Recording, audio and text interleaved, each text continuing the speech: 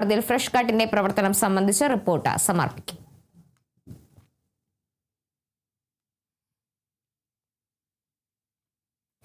പതിനാലാം വയസ്സിൽ ചെറിയ രീതിയിൽ തുടങ്ങിയ തേനീച്ച കൃഷി 4 പതിറ്റാണ്ട് പിന്നിടുമ്പോൾ സംസ്ഥാന പുരസ്കാരത്തിന്റെ തിളക്കത്തിൽ. വണ്ടൂർ സ്വദേശി KP അനീഷിനാണ് സംസ്ഥാനത്തെ മികച്ച തേനീച്ച കർഷകനുള്ള പുരസ്കാരം ലഭിച്ചത്. റബ്ബർ ടാപ്പിങ്ങിനൊപ്പം അധിക വരുമാനം ലക്ഷ്യമിട്ട് തുടങ്ങിയ കൃഷിയാണ് ഇന്ന് പ്രതിവർഷം 20 ടൺ തേൻ ഉൽപ്പാദിപ്പിക്കുന്ന വൻകിട സംരംഭമായി മാറിയത്.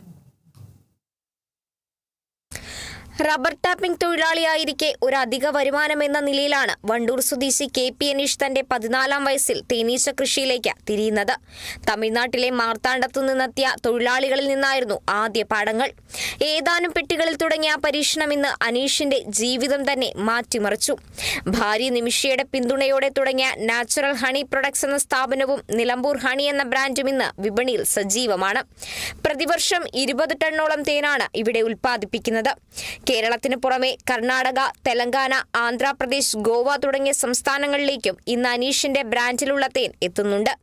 തേൻ ഉൽപാദനത്തിന് പുറമെ തേനീച്ചപ്പെട്ടികളും അനുബന്ധ ഉപകരണങ്ങളും വിതരണം ചെയ്യുന്നതിലൂടെ 20-ലധികം പേർക്ക് നേരിട്ടും പരോക്ഷമായും തൊഴിൽ നൽകാനും ഈ സംരംഭത്തിന് സാധിക്കുന്നു. കൃഷി വകുപ്പിന്റെയും വണ്ടൂർ കൃഷി ഓഫീസർ T ഉമ്മർകോയയുടെയും ശാസ്ത്രീയമായ പിന്തുണയും ഈ വളർച്ചയ്ക്ക് കരുത്തായി.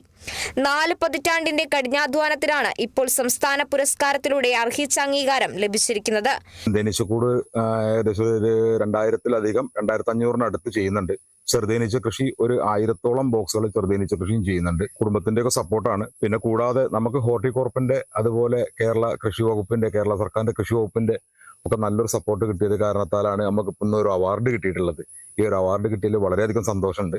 പുതുതായിട്ട് ഈ കൃഷിരംഗത്തേക്ക് കടന്നു വരുന്ന കർഷകർക്ക് എനിക്ക് കിട്ടിയ ഒരു അവാർഡ് ഒരു പ്രചോദനമാവുകയാണെങ്കിൽ ഏറ്റവും നന്നായിരുന്നു എന്നുള്ളതാണ് എനിക്ക് പറയാനുള്ളത്. Kerala Vision news, Malappuram.